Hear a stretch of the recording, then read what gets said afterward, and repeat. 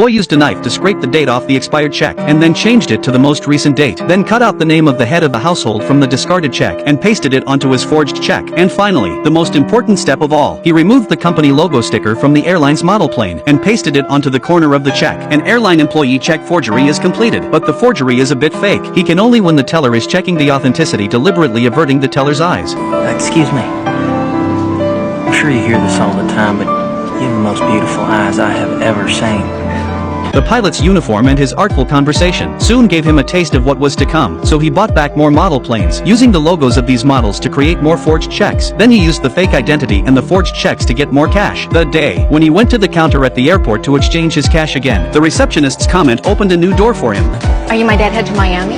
It was then that he realized that this company's pilots get free flights to the world. The flight suit is a ticket to the top of your life, so much so that he was invited into the captain's cockpit on his first flight plane.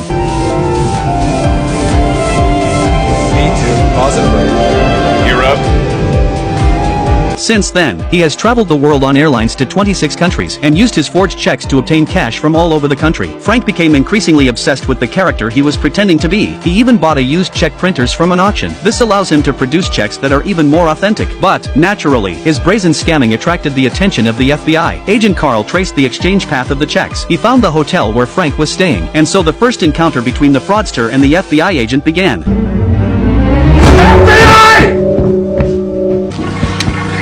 FBI!